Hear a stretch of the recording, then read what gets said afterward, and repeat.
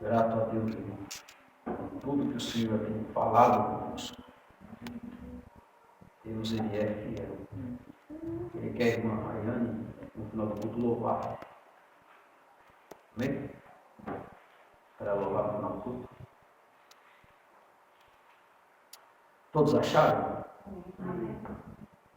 Isaías capítulo 11, verso 1 e 2, texto básico que nós estamos usando nesse cenário, para a quarta-feira, e hoje é o encerramento. Verso 1 diz assim: porque brotará um rebento do tronco de Jessé, e das suas raízes um renovo frutificará, e repousará sobre ele o Espírito do Senhor, e o Espírito de sabedoria, e o Espírito de inteligência, e o Espírito de conselho, de fortaleza, e o Espírito de conhecimento e de temor do Senhor. Amém? Podem se assentar? Olha lá,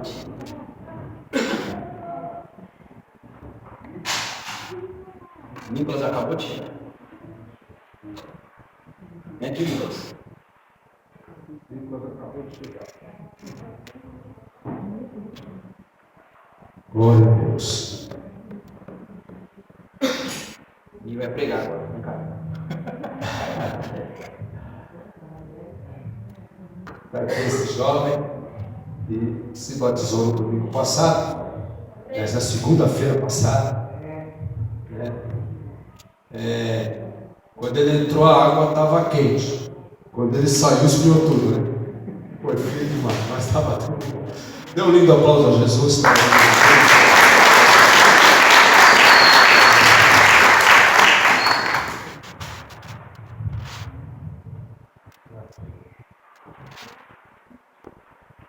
Caiu a folha.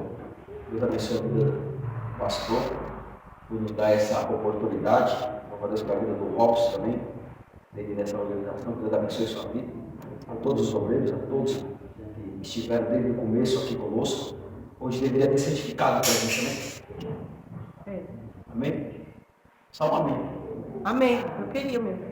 Irmãos, vamos resumir aqui rápido as palavras, em menos de 5 minutos, para nós ganharmos tempos. Para quem não veio desde o começo, aqui foi a introdução que vai falar do batismo de Cristo, aonde estava presente no batismo de Cristo o Pai, o Filho e o Espírito, né?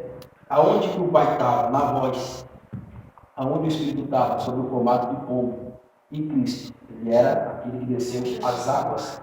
Ele foi batizado no Rio Jordão. O Jordão significa aquele que desce. Ou seja, Jesus ele desceu, o Espírito Santo ele desceu e foi batizado por aquele que desce. Todos eles, o Espírito Santo veio do céu, né? Porque Jordão significa aquele que desce.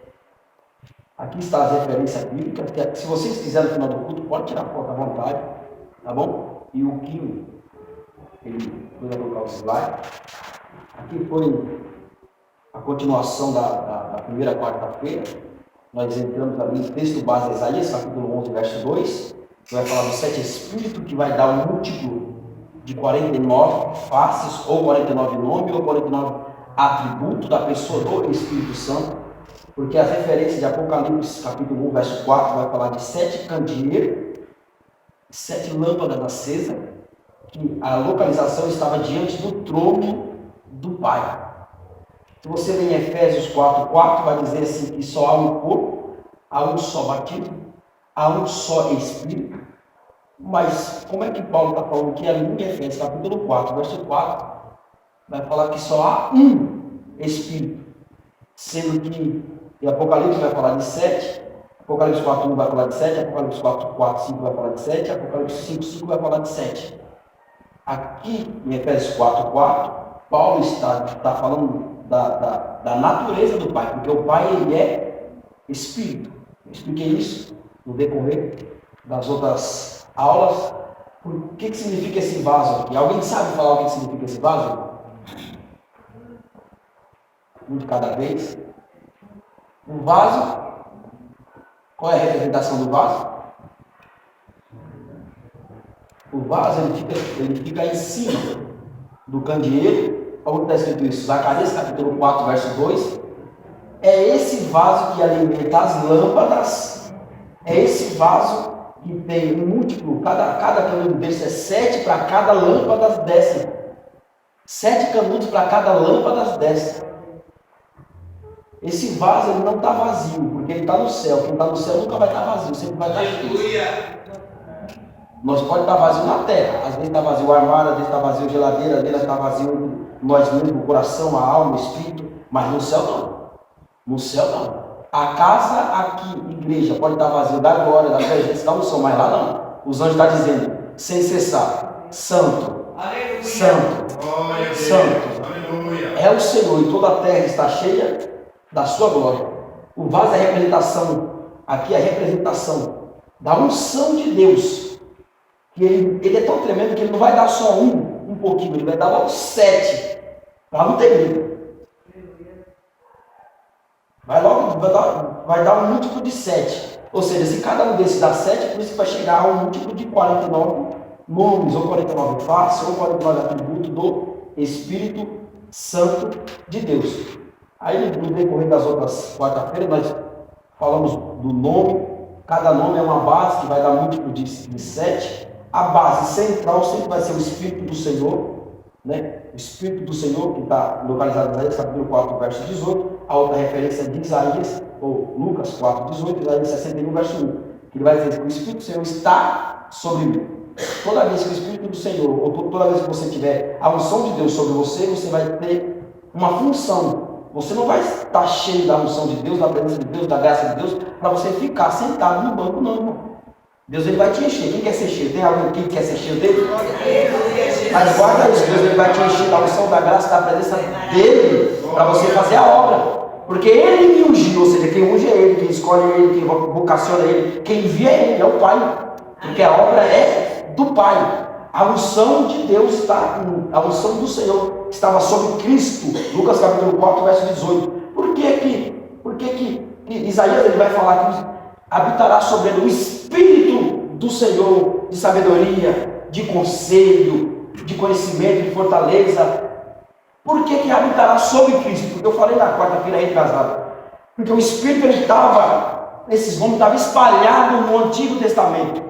Sobre Aitofel, conselheiro de Davi, estava o Espírito de conselho. Sobre fortaleza estava sobre Sansão. Sobre a sabedoria estava sobre Salomão. E algumas mulheres também, que eu já dei um exemplo daquela a mãe de Sansão, esposa de Manoá, que foi muito sábia, aonde Deus falou com ela. O anjo do Senhor, que é a representação da teofania, a manifestação de Cristo, ali em Juízes capítulo 13, falou com ela, chamou ela, vocacionou ela para uma determinada obra. Para quê? Qual era a obra que ela tinha que fazer? Falar para o esposo dela que uma mensagem que o anjo tinha aparecido para ela, falando: ó, você vai engravidar no tempo certo, no tempo oportuno, vai nascer um menino. Esse menino ele vai ser nazireu, ele vai ser separado, não pode passar navalha, não pode comer tomar bebida forte, nem muito menos comer coisa imunda, porque esse menino será nazireu de Deus. A mãe de Manoá recebeu essa notícia de um anjo,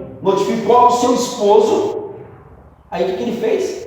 Foi orar ao Senhor, pedir confirmação. Porque tem muitas das vezes Deus vai falar com você, mas não vai falar com aqueles da sua casa. E o que eles vão fazer? Vai duvidar. Se Deus não falar comigo, eu sou o cabeça da casa. Ó, que machismo.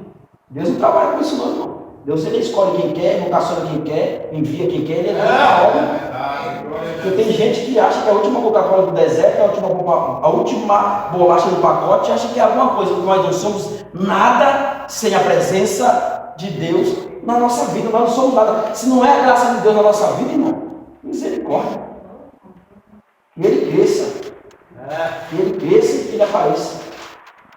Né? E que nós desapareça na presença do homem, mas sempre estamos presentes na presença de Cristo. Aí então foi esse resumo, né? Moisés, eu queria essas aulas. Pode me chamar no zap que eu mando. Quem está lá no grupo sabe, eu estou mandando todas as aulas lá. Amém? Aqui foi, se não me falha a memória, foi essa aqui foi na quarta-feira passada, né? Que às vezes a CPU falha, dá uma pane. Aí você, às vezes falha. Aqui, lá em Provérbios capítulo 8, vai estar todos esses nomes, está lá. Provérbios capítulo 8, do verso 1, capítulo 8, verso 1, capítulo 8, verso 1, verso 14. O conselho está no capítulo 8, verso 6, verso 14. O Espírito do Senhor, ele é a base. O temor está em Provérbios capítulo 8, verso 13. Conhecimento está em Provérbios capítulo 8, verso 9 e 10. Fortaleza está em Provérbios capítulo 8, verso 14. Verso 14.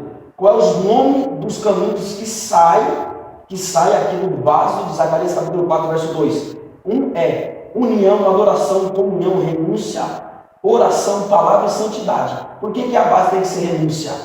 Porque se você não adianta você orar se você não renunciar. Não adianta você adorar se você não renunciar. Não adianta você ter comunhão se você não viver uma vida de renúncia. Não adianta você ter uma vida de ter uma palavra, uma oratória, uma retórica, conhecer a Bíblia toda e não renunciar ao pecado. Não adianta. É dar burro em ponta de faca. Não adianta você renunciar e não ter uma vida de santidade. Porque a própria Bíblia diz o quê? Sejais santo em toda a vossa maneira de viver. Em toda a vossa maneira de viver. Não é só quando você tem a oportunidade de vir cantar. Não é só quando você sabe que vai vir para a igreja e vai lá, abre a porta ou o guarda-roupa, pega o kit de crente e veste e vem. Não, mano. Você tem que ter todo momento, ter uma vida de santidade. Amém? Vocês estão aí, não? Tem gente que parece que está dormindo. Está frio lá fora, mas aqui eu creio que Deus vai descer a sua presença. Aqui, na inteligência, Cristo venceu Satanás, ali em Mateus capítulo 4, verso 4, 1 ao 11, na sua tricotomia, no corpo, na alma e no espírito. No corpo, transforma essas pedras em pães, na sua alma, intelecto, a sensibilidade e vontade, né? E no espírito, tudo isso darei, se prostrar e me adorar. Se até o inimigo se até Cristo, na verdade, foi tentado pelo inimigo, quem dirá nós, irmão? Quem dirá nós? Comedor de farinha fez? Quem dirá nós? Então fica tranquilo, o inimigo ele vai fazer de tudo. O inimigo ele vai fazer de tudo, para te provar, para você ser aprovado. Amém? Aqui, ó, tem um tapa-vento aqui. Aí aqui eu começo a aula de hoje, ou a mensagem de hoje. Vai ser muito rápido, um pouquinho de papo. Aqui, Êxodo capítulo 25, se alguém quiser abrir, por favor. Êxodo capítulo 25. Vamos falar um pouco do candeeiro.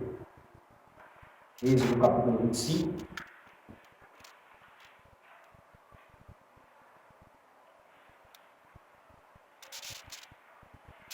A partir do verso 31 a 33 diz assim: também farás um castiçal de ouro puro, de ouro batido, e se farás este castiçal, e o seu pé, as suas canas, as suas copas, as suas maçãs, ou dependendo da tradução está escrito maçanetas, ou as suas maçãs, as suas flores serão do mesmo.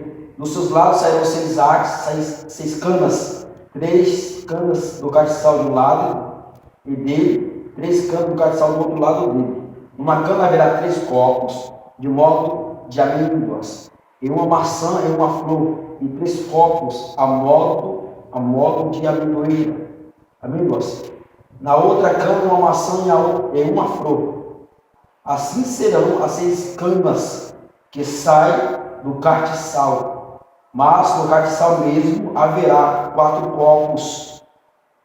4 copos. Mas no castiçal mesmo haverá 4 copos a modo de amêndoas, com suas maçãs e com suas flores. Aqui em Êxodo capítulo 20, aqui em Êxodo capítulo 25, 31 a 33, Deus está dando uma ordem para Moisés. Imagina isso aqui que você está lendo. Deus deu uma ordem para Moisés para eles fazerem isso aqui de ouro batido, irmão. Não tinha molde, não tinha esse negócio de pegar isso aqui e derreter, que nem temos hoje em dia, não. Deus falou assim, tem que ser de ouro batido. Por que tinha que ser batido? Porque o Espírito Santo é a representação do movimento do Espírito Santo. ele vai estar em movimento. Aqui muitos nomes você vai achar, como catiçal, candeeiro, candelabro, menorá. As representações dos 4 corpos aqui é as representações dos 4 evangelhos, Mateus, Marcos, Lucas e João. As representações dos 4 corpos é as representações das 4 faces dos animais que está em Ezequiel capítulo 1, a partir do verso 6, que é rosto de homem, rosto de boi, rosto de águia e rosto de leão. As lâmpadas é a representação dos evangelistas. As varas é as representações dos profetas. As flores, que nós acabamos de ver, são as representações dos mestres. As romãs são as representações dos pastores. E a base central é a representação do apóstolo. Onde está isso? Esses nomes estão aqui em Efésios capítulo 4, verso 11. Que vai dizer assim: ele mesmo deu uns para pastores, uns para mestres, outros para pastores, outros para evangelista, outros para profeta e outros para apóstolo. Faz assim com a sua mão. Pode ser com a esquerda ou com a direita. Faz assim: mestre, o pequenininho. Pastores, evangelista, profeta e apóstolo. Por que esse aqui tem que ser o mestre? Porque quanto mais eu sei, menor eu tenho que ser. Por que esse aqui tem que ser o pastor? Porque o pastor tem que ter aliança com o povo e aliança com Deus. Por que esse aqui tem que ser o evangelista? Porque o ministério evangelístico, ele não só agrega a igreja, mas também lá fora. Por que esse aqui tem que ser o profeta? Porque o profeta que aponta o pecado dos outros, o erro do povo. Porque se não há pecado na casa, também não há como, ou seja, se não há profeta na casa, o povo ele faz o quê? Se corrompe. Vira uma bagunça, faz o que quer. Mas quando tem um profeta na casa, eu lembro de eu escuto algum tempo atrás que dizia assim: quando aquela irmã se levantar, é porque o negócio vai. Não tem. É outra coisa. E esse que é bom, cara. Onde eu estava mesmo? Ó, e esse aqui tem que ser o apóstolo, irmão. Esse aqui tem que ser o apóstolo. Porque só o apóstolo, só com esse dedo você consegue abraçar os outros. Tenta abraçar com esse, não consegue. O apóstolo é ele que agrega. Ah, mulher, eu quero ser apóstolo. Você quer um currículo para ser apóstolo? Primeiro você tem que ir numa casa de alguém e lá tem um morto. Você tem que orar, ele ressuscitar. Pronto. Aí está aprovado para ser apóstolo. Isso é uma. Aí eu quero ser presbítero. Então você tem que ir na casa de alguém, orar para aquele que está doente e a pessoa ser curada. É o currículo, irmão. É o currículo. É o currículo para você ser. É esse. Não é só o significado enviado. Não, tem muita coisa. Muita coisa. E na verdade falou assim: mas não tem bispo? Tem. Dependendo, se você for, alguns anos atrás, o bispo ele foi levantado por causa da igreja católica. Bispo lá é conhecido como bispo. É a mesma coisa de um presbítero, de um pastor. Tem gente que fala assim: eu não aceito mulheres pastora na igreja. Me prova na Bíblia uma unção pastoral. Ah, mas eu não aceito missionária. Não aceito missionário. Então muitos homens, assim, prepotente e arrogante. Mas por que lá em Efésios 4:11 vai falar disso aí mesmo? Porque está lá: ele mesmo deu. Se Deus deu, está dado, irmão. Para de arrumar confusão. Se Deus deu, deixa a irmã dirigir o culto, deixa ela pregar, deixa ela fazer a obra do Senhor. É ele que é o dono da obra. Se ele deu, está dado. Porque o problema, irmão, muitas das vezes tem pessoas que não querem pagar o preço e quer ter aquilo que o outro quer, aquilo que o outro tem, mas você não sabe a luta que ele passou para chegar aonde está. Tacar pedra em quem está dando fruto é fácil. Difícil é ver as lapadas, os lombos marcados. Difícil é ver os anos de luta e de prova no anonimato sem nem sequer ser lembrado. Mas depois que Deus está usando, depois que o nome está crescendo, não para a glória dele, mas para que o nome do Senhor seja glorificado, aí quer tacar pedra, irmão.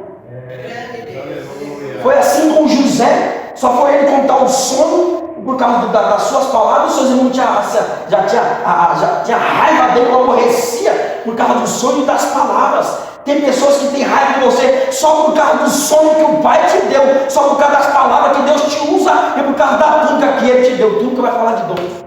Só porque você tem um dom de cantar, um dom de louvar, um dom de adorar, pronto. Aleluia. Olha lá, já veio amostrado, já veio fulano, olha lá. Agora quer abaixar, agora quer aumentar. Ei, se o Pai deu, canta mesmo, que o nome do Senhor vai ser elevado. Ele é o dono da igreja. Oh, eterno Deus de Israel, glória a Deus, aleluias. Os 4 evangelhos é representação, os quatro corpos é a representação dos 4 evangelhos. Porque Mateus, ele escreveu para os judeus. Marcos escreveu para os gregos, para os romanos. Lucas escreveu para os gregos. João escreveu para a igreja. E cada evangelho desse tem uma característica de um animal. Mateus, a representação que representa Cristo ali, o animal que representa Cristo em Mateus é o leão. Já em Marcos, o animal que representa Cristo em Marcos é o boi. Já a figura que representa Cristo em Lucas é o homem. Já em João, a figura que representa Cristo em João é a águia.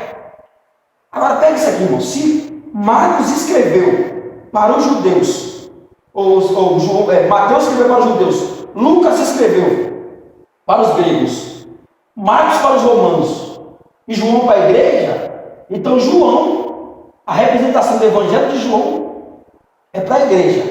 Então o animal que representa a igreja ali é a águia. Ou seja, aonde um crente verdadeiro chega, as pessoas sabem. Esse é da breia. Só pode.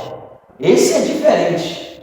Esse é daquela igreja que faz barulho, daquela igreja que pula, daquela igreja que salta, daquela igreja lá que quer coisa, quer sair pulando, nós é assim, nós é alegre, irmão. Nós nascemos no fogo, pula no fogo, adora no fogo, porque quando outrora nós estávamos no mundo, nós virava a noite, nós virava a noite no ralabucho, no risca-faca, nós virava a noite nas baladas, agora na casa de Deus não vai dar lugar. Oxi, com força, o nome do Senhor vai ser glorificado, em nome de Jesus, glória a Deus, aleluia. Então, aqui é a representação dos 4 evangelhos, os 4 corpos, aqui de Êxodo capítulo 25, 31 a 33. As lâmpadas é a representação dos evangelistas, aquele que tem que estar aceso. Aqui também tinha um tapa-vento, que é a representação dos líderes. Os líderes não podem deixar o fogo apagar, Pedro. Os líderes não podem deixar. Quando alguém vir falar alguma coisa acerca do grupo, acerca da igreja, coisa que não vai agregar, você tem que tampar. Não deixar o fogo apagar. Porque a Bíblia diz que as más conversações corrompem o quê? Os bons costumes. Os bons costumes. Porque, por exemplo, por causa da amizade, eu tenho amizade, eu não tenho coragem de falar, não. Aqui, na igreja, eu tenho amizade com todo mundo aqui. Do lado de fora, nós brincamos, nós se divertimos. Então, as pessoas já sabem como é que eu sou. Já sabem a maneira do jeito que eu sou. Mas aqui na igreja o negócio é sério, irmão.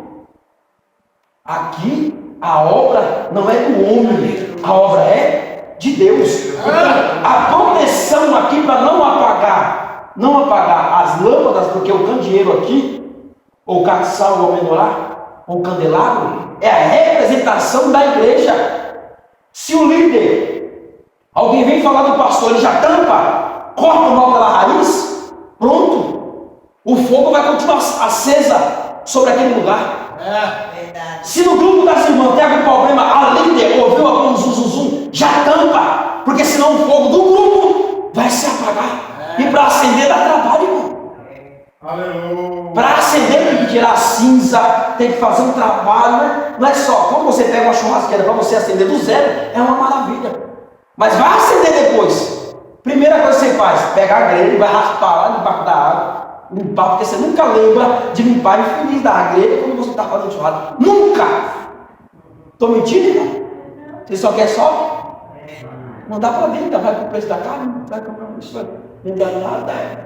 Então você só vai lembrar de limpar quando você for fazer um churrasco, sabe lá Deus como. Então é mais ou menos isso. Aí você vai limpa, tira aquela sujeira toda. Assim é o líder tem que estar ali, ó, sempre à disposição para proteger o grupo. você assistir aquele Discovery Channel, aquele canal de animal, você vai ver a matilha de lobo. Ela vai longe assim, às vezes 10, 20, 15, um monte. Quem vai atrás? O líder. O líder vai atrás, protegendo toda a matilha.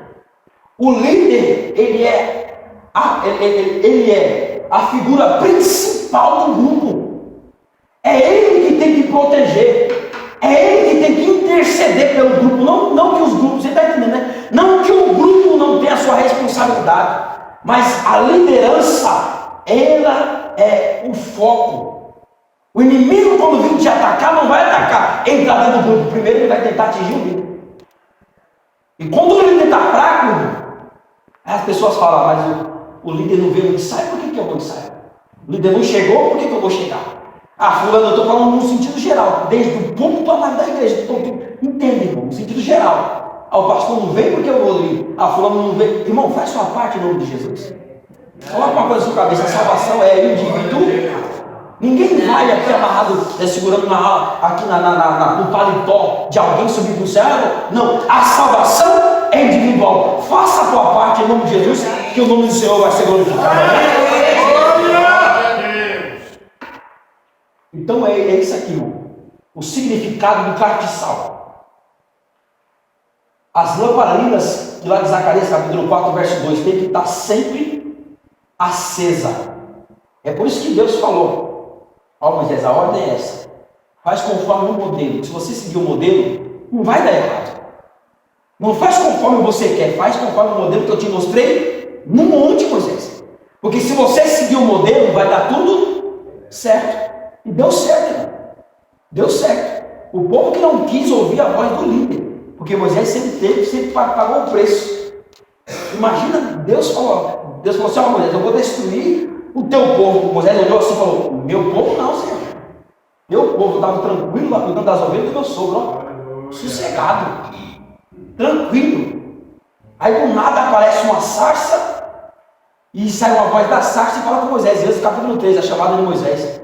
Aquela sarça ali é a tipologia, a representação do candeeiro. Imagina Moisés com a vara, cuidando das ovelhas. Bora! Ei! Quem já morou no sítio sabe, é mais ou menos assim, né? Bora! Sempre tem uma mais ou menos, né? Que dá trabalho, desviado, cai no espinho, o pastor vai lá, tem que pegar. Sempre tem uma. Sempre tem uma. Você acha que não vai ter? Sempre tem.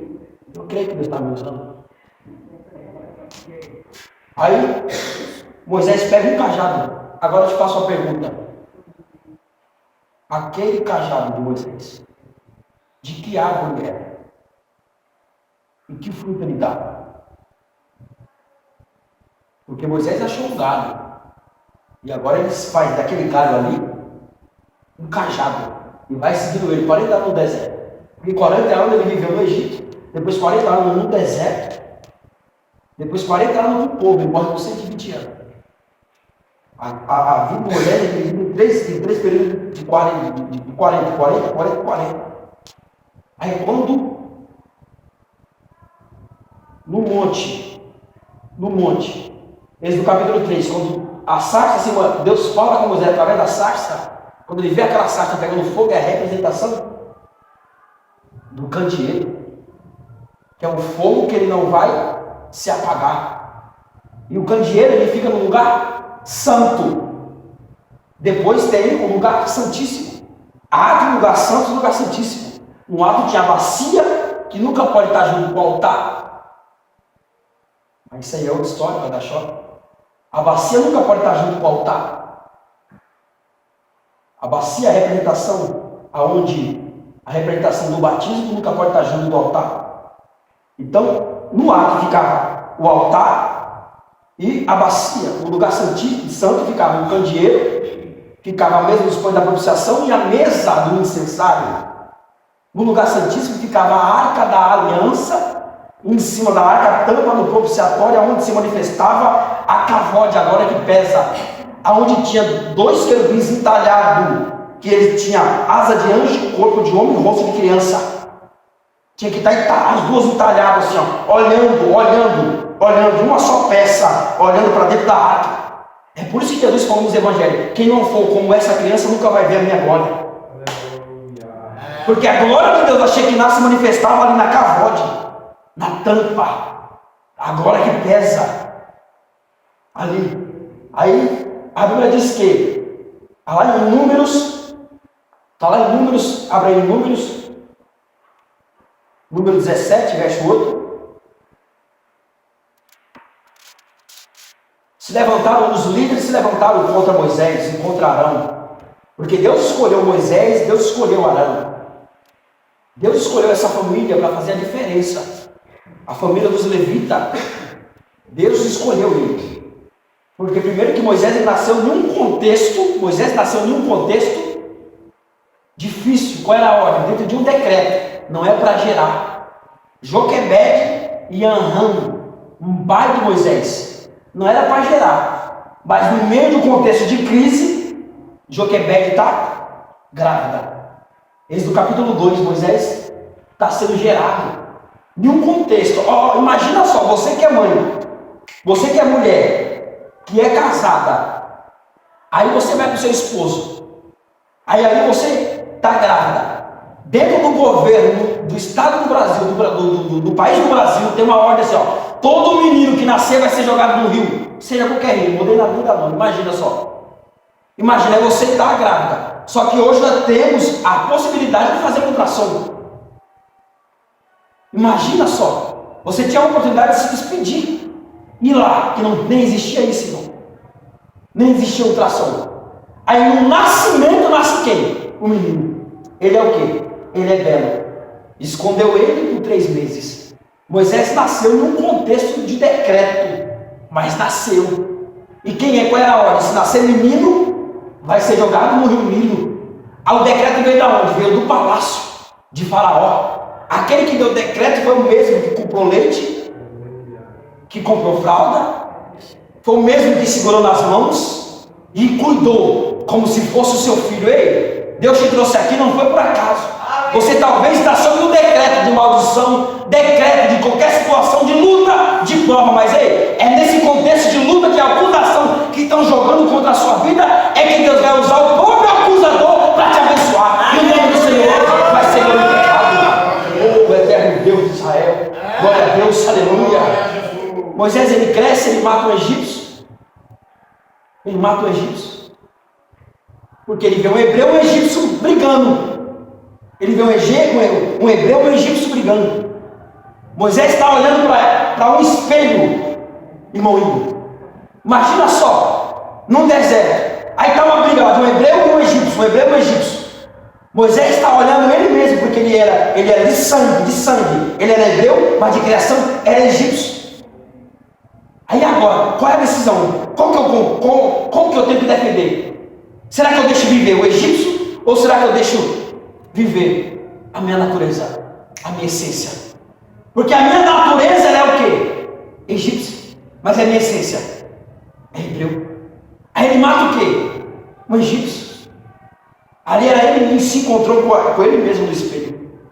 Assim foi quando o evangelho da graça entrou no seu coração.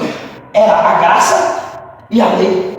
A graça estava falando: se converta, seja liberta, seja transformada. E a lei? Para com isso, tem festa, tem balada, tem isso e tem aquilo. Ou seja, a carne brigando contra o espírito, porque Efésios vai falar que é uma briga constante, a carne e o espírito. A carne e o espírito. A carne, ela é tendenciosa para a coisa do mal, e o espírito, ela é tendenciosa para a coisa do bem.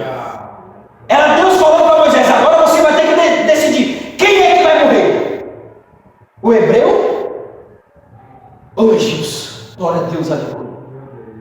Porque muitas das vezes nós temos que matar o egípcio, que muitas vezes quer nos usar, que é o nosso eu, o nosso ego, que é o nosso egocentrismo, que é o achismo. Aí eu vou nascer assim, vou morrer assim, e assim você para sempre. Não. Porque infelizmente ainda tem muita gente no contexto evangélico, no modo geral, que fala assim: eu aceitei Jesus, mas meu braço ainda é pernambucano, meu braço ainda é da terrinha, meu braço ainda é, né? Meu braço ainda meu. Eu sou evangélico, mas eu sou assim ainda. Ei, quando você toma um banho da graça, você tem que nascer de novo, da água e do Espírito. Foi isso que Jesus explicou, um novo nascimento para Nicodemos.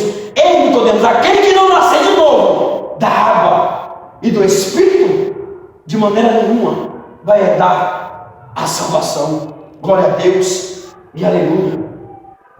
Aqui é a representação da igreja. Números capítulo 17, verso 8. Estou caminhando para o final, 17, verso 8. Aí você vai ver qual é a árvore de Moisés. Ela é uma amendoeira. Ela é uma amendoeira. O que aconteceu com essa vara?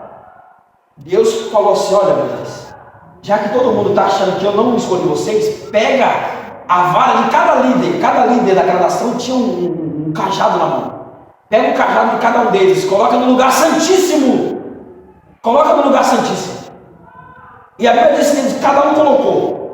E eles tinham um nome no cajado. No dia seguinte, Números capítulo 17, verso 8. A vara de Arão floresceu e ainda deu um cacho de amendoeira. Porque talvez você não sabe qual é a sua função. Talvez você não sabe se é para cantar, se é para pregar, se é para evangelizar. Talvez você não sabe. Até você entrar no lugar santíssimo. Moisés, eu não estou entendendo. Aqui não existe mais água, lugar santíssimo e tal. Mas qual é o lugar santíssimo? É o centro da vontade de Deus. Quando você entra no centro da vontade de Deus, Ele vai te direcionar. Glória a Deus, aleluia. Porque a vara de Arão só floresceu no lugar santíssimo. Quando você entra no centro da vontade de Deus, o nome do Senhor é glorificado. Aí sim você vai estar na direção certa e o nome do Senhor vai ser glorificado. O candeeiro, irmão, ele tinha que ser alimentado pelo azeite de oliva. Azeite de oliva. Êxodo capítulo 27, verso 20. Deus falou para Moisés: o candeeiro, ele vai ser, as luminárias vai ser alimentada pelo óleo de oliva. Êxodo 27, se quiser abrir aí, Êxodo 27, a partir do verso 20. A partir do verso 20. Por que ele tinha que ser alimentado? O candeeiro não se achar autossuficiente. O candeeiro é a nossa representação. Para você não se achar autossuficiente, você tem que ter o azeite da oliveira. Mas não é qualquer oliveira, é da oliveira verdadeira. João capítulo 15, verso 2. Porque tem muitas oliveiras por aí que parece que é, mas não é. A aparência é de oliveira, mas o óleo que dá é óleo de contenda, é óleo de fofoca, é óleo de tudo que não presta, menos da oliveira verdadeira. É por isso que Jesus falou assim: eu sou a oliveira verdadeira. Se ele falou que é a oliveira verdadeira, irmão, pode ficar tranquilo. Aleluia. Pode ficar sossegado. Vai na fonte certa. Não fica por aí caçando óleo. Não fica por aí caçando profeta. Não fica por aí caçando pretexto para falar que aqui não tem o que você precisa. Aqui tem unção de Deus. Aqui tem graça de Deus. Aqui nesse lugar tem a presença do amigo Espírito Santo de Deus. Aqui tem, irmão. Não precisa sair por aí. Corre atrás da oliveira verdadeira. João, vou colocar aqui a referência. João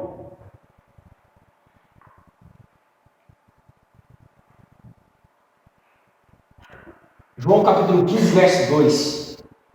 Lá está a referência da oliveira verdadeira. Abre aí João, Evangelho de João, capítulo 15. Tem 2 minutos. João capítulo 15.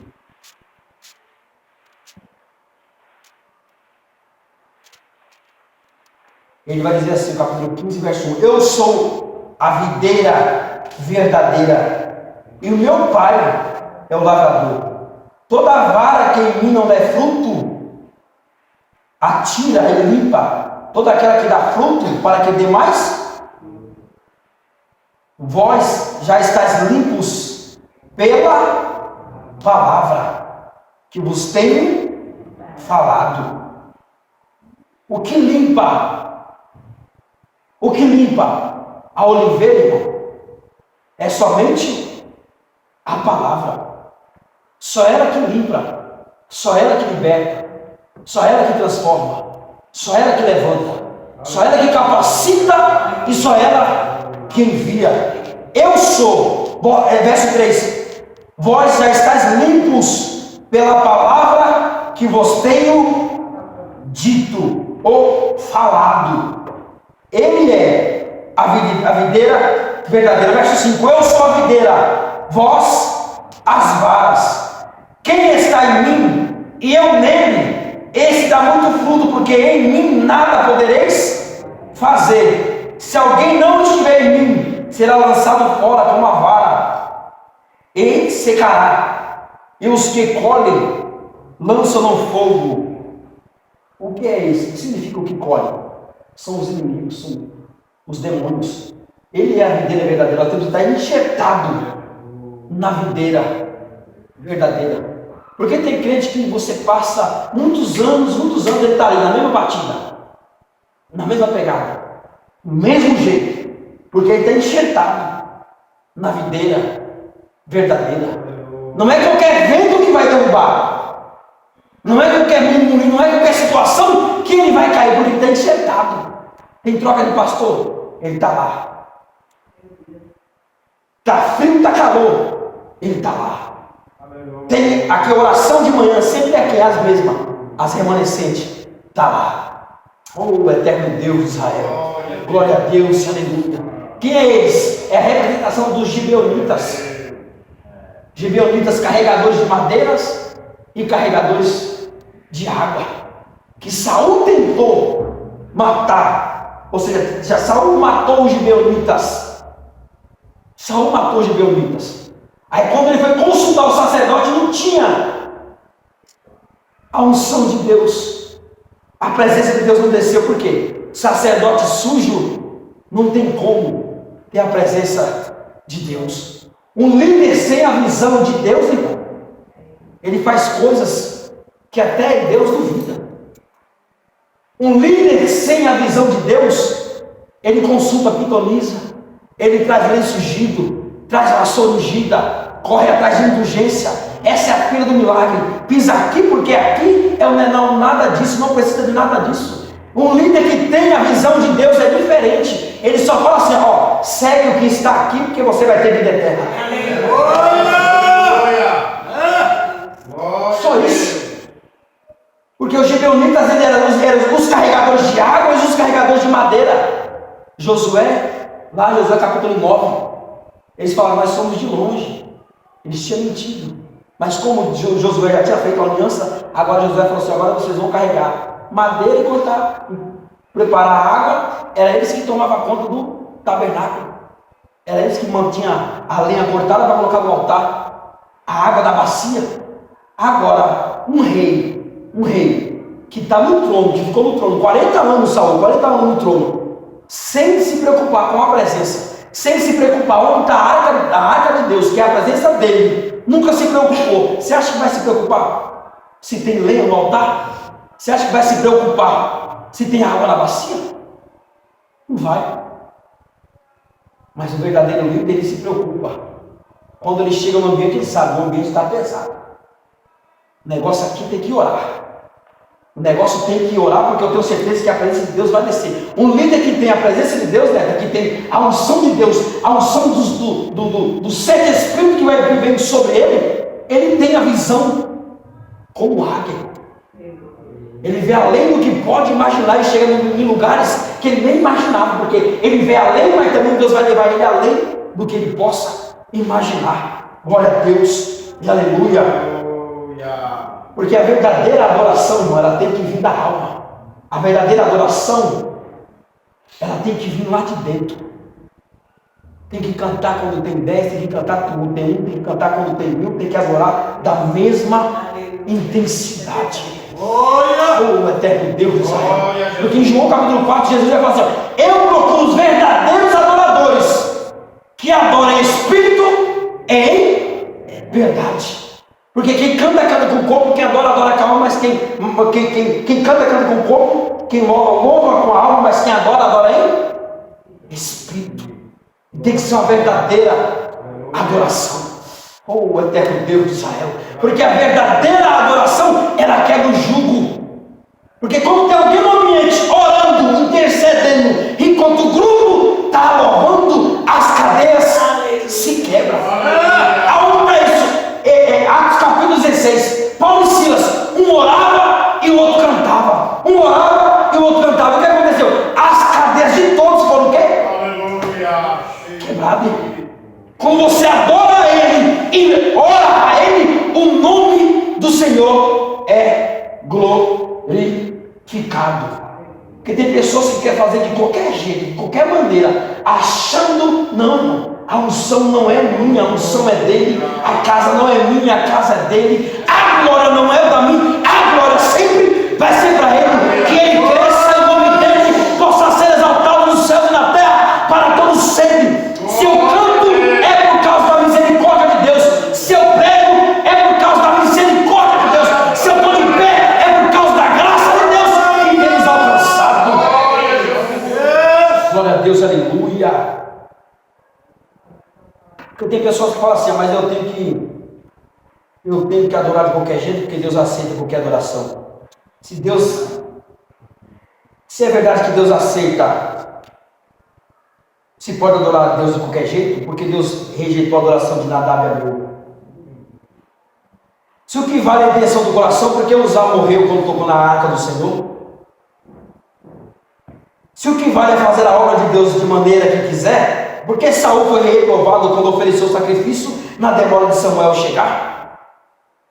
Se Deus recebe qualquer tipo de adoração, porque ele aceitou a de Abel e rejeitou a de Caim?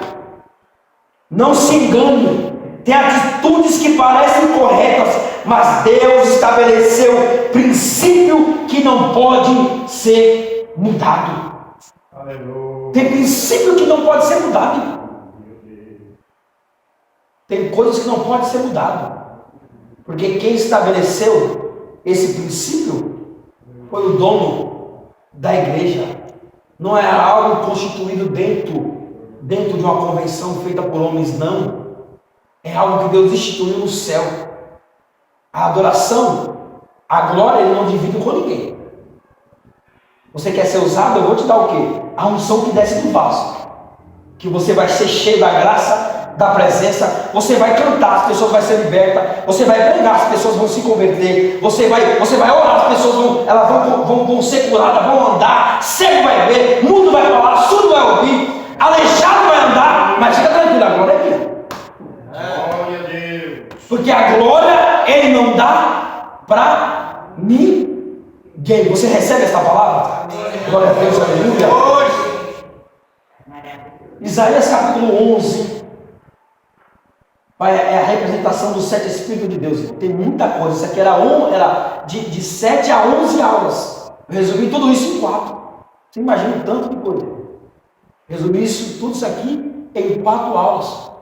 Porque, se você ter ideia, Isaías capítulo 6 vai falar da promessa da vida de Cristo e a sua encarnação. Isaías capítulo 7, ele vai falar do anúncio dele, como é que ele ia vir. Isaías capítulo 8 e 9 fala do seu nascimento e ministério. Isaías capítulo 10 fala da grande tribulação, da volta de Cristo, Cristo livra Israel e salva os remanescentes. Isaías capítulo 11, Cristo instala o reino milenial. Ou seja, Isaías em todo o processo da Bíblia. Do Isaías capítulo 6 ao capítulo 11 é todo o processo da Bíblia. Porque no capítulo 6 ele vai estar, é um anúncio como ele ia vir. Aqui enviarei, e aqui há de ir por nós. Ele só fala: eis-me aqui. Porque quem quer, dá um jeito, quem não quer, pode escutar. Ele mesmo falou: envia-me a mim. Aí no capítulo 7 é o anúncio de como ele ia vir. No capítulo 8 e 9 fala do seu nascimento e do ministério de Cristo. No capítulo 10 vai falar da grande tribulação. E no capítulo 11 do período milenial. Do período milenial. Estará o período milenial. Milenial. Quando se dará isso? A igreja não vai estar mais aqui. Depois dos 3 anos e meio finais, Cristo descerá. Aí sim todo olho o verá. A igreja não espera Cristo. A igreja espera o arrebatamento. Aqueles que estão mortos ressuscitarão primeiro. E nós que estamos vivos teremos nosso corpo transformado, nosso corpo corruptível se revestirá da incorruptibilidade e nós vamos se encontrar com Ele nas nuvens e subir para a borda. Vai ser o rápido, vai ser de repente. Vai ser de repente. De repente nós vamos estar aqui. Pronto. Vai ser muito mais rápido do que você possa imaginar. Não vai ter tempo de você ligar para fulano. Não, fulano, daqui a pouco eu vou ser arrebatado, vou passar um zap, tá? Não vai ter tempo. É agora. O que você precisa é agora. Ele está voltando. Vai buscar uma igreja lavada e remida com o sangue do Cordeiro. Já foi lido aqui. Muitas pessoas rejeitam a oportunidade, Paulo. Rejeitam a oportunidade. Mas o Evangelho foi pregado. O Evangelho está sendo pregado. Aí tem pessoas que falam assim, mas quando o Evangelho for pregado a todo mundo, aí virá o fim. Mas não é o fim. Não é o fim da terra. Não é o fim. Não é Cristo que vai vir buscar. Aí virá o fim do quê? Vai virar o fim da grande tribulação. Aí vai entrar o período milenial. Mas nós não vamos estar aqui. Pelo menos aleluia. Mas nós não vamos estar aqui. Onde nós vamos estar? Na mesa. Quem vai estar servindo? Oh, eterno Deus de Israel. Imagina você sentado, Pedro. Você sentado, o próprio Cristo vai vir aqui. Posso te servir? Oh, que privilégio. É ele que vai estar na porta e vai falar assim: entra, bendito do meu Pai. Pode fiar um pouco, mas olha aí, ó, sobre o mundo eu te colocarei. Lá você teve aflições, teve luta, teve prova. Aqui não vai ter choro, não vai ter mais nada. Aqui é o quê? Só glória, só glória, só glória, só glória. Oh, eterno Deus de Israel, Deus que é fiel e poderoso, porque a plenitude do Espírito Santo de Isaías capítulo 11, verso 1 e 2 se acontecerá lá. Lá você a sua alimentação não vai ser mais constante. Não vai ser mais. Vai ser constante. Não vai ser você precisar comer. Não vai precisar mais nada. Essa dor de cabeça que você sente lá, você não vai ter mais nada disso. Esses remédios que você toma aí, sei lá o nome, lá não vai ter mais isso. Remédio para depressão, remédio para tristeza, remédio para angústia, remédio para tudo. Lá não vai ter mais nada disso. Lá ele enxugará nos teus olhos toda lágrima. Creia, Paulo ainda vai falar assim, Paulo é tão tremendo que ele vai falar assim, ó, as aflições, as lutas, as injúrias, as perseguições, as calúnias, tudo isso não há de se comparar. Com o quê? Com o peso de glória que no céu, para você, já está reservado. Não, entenda, Paulo vai falar assim, já está reservado o quê? Está aqui no armário, sabe quando você vai comprar uma passagem e chega lá e fazer um check-in, mas eu nunca fiz mais um dia, em nome de Jesus, estou profetizando. Chegar lá no check-in, vou fazer um check-in aqui, porque minha passagem já está o quê? Reservada. Primeira classe. Já está reservada. Onde está o seu nome? Além de estar uma pedrinha com um novo nome, além de seu nome estar lá nos murais, ou seja, nas colunas do templo do nosso Deus, aonde está o seu nome? Já está na passagem da região celestial. E Ele já nos abençoou com toda sorte de bênção, onde nos lugares Ele já abençoou você, irmão. Você não vai ser abençoado, você já é abençoado. Oh, eterno Deus de Israel.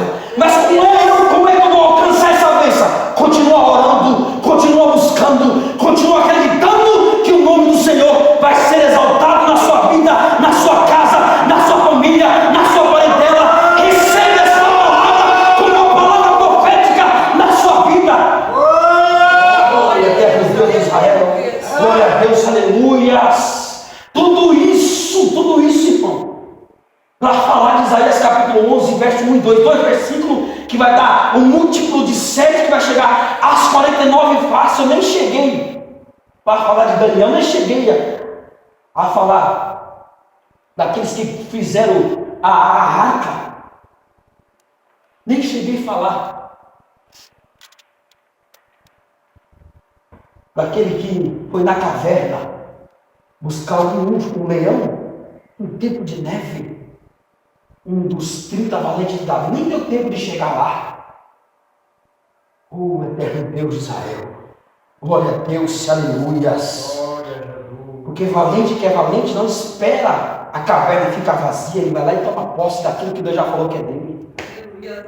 Ah, mas tem leão lá dentro, tem neve. Pode ter neve, pode ter leão, pode ter o que quiser, mas a presença dele está na minha vida. Glória a Deus, aleluias. Porque luta e prova nunca vai ser um impedimento para você chegar onde Deus falou que você vai chegar. Na nação de Israel, a afronta de Golias era o quê? Era um desafio tremendo. Olha, imagina só gritar com a nação: não tem homem aí, oi. Falei isso com o colega meu, o colega falou assim: porque ela não tinha perdido no campo. Se tivesse lá, ele ia gritar lá no meio, tem aqui. Imagina, ó. Pensa num povo bravo, irmão. Ainda bem no caso de papai, que é mais tranquilo. Pense, irmão. Aí Davi, ele faz o quê? A oportunidade de ser promovido. Aí falaram assim, mas Davi ainda falou assim: mas o que eu vou ganhar? Caso vença a luta, você vai ser isento de todo o imposto.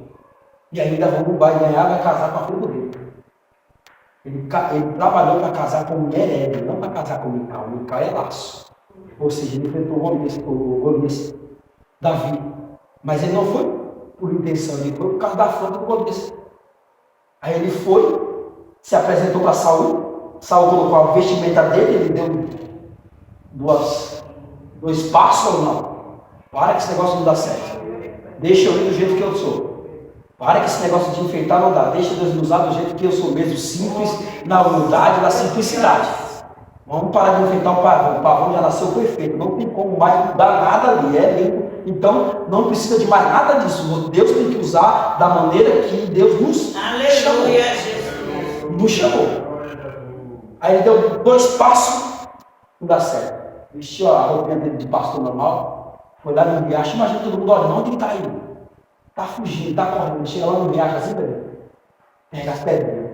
Essa é de 20, foi. Essa é de 40, aí põe. Essa aqui é de 60, aí guarda. Essa aqui é de 80 e essa é de 100.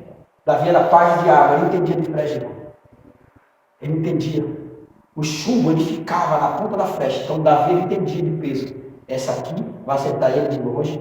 Se eu errar, vai, ele corre, eu pego essa aqui de 60. Imagina, imagina. Aí ele vai e pega a pedra certa, irmão. Tinha um pajem de arma. O Golias, ele ficava mais ou menos assim, e tinha um pajem de arma do lado. Davi poderia falar assim: qual dos dois eu vou derrubar primeiro? Mas ele mirou no objetivo. Porque o seu alvo nunca vai ser quem está do lado daquele que quer te derrubar. Sempre vai ser ele. Oh, eterno Deus de Israel. Ele pegou a funda, sabe o que ele fez? Ele acertou, tá, caiu para frente, com o seu rosto em terra. Davi correu e pegou a espada, ó. Acabou a história. E agora? Davi, de um simples pastor, agora o nome dele é aclamado em toda Israel. Até um dia que Saul ouviu uma voz dizendo assim: ó, esse aí matou milhares, mas Davi seus 10 milhares. Pronto. Porque a unção de Deus, irmão, para terminar, ela vai te trazer também perseguição.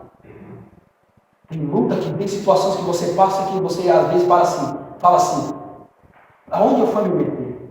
Não era melhor ficar sentado? Não era melhor ficar sentado no meu cantinho? Mas fica tranquilo, se Deus te deu graça, te deu unção, é porque Ele confiou no trabalho que Ele já te deu. Pode ter luta, pode ter prova, mas esse gigante, diz o Senhor dos Exércitos, aqui, essa noite, vai cair no teu caminho, o nome dele vai ser glorificado. do seu coração, aqueles que recebem a aplaudem e glorificam o nome do Senhor. A irmã, ela vai estar louvando o nome do Senhor e nós vamos estar encerrando. Amém? Glória a Deus, aleluia.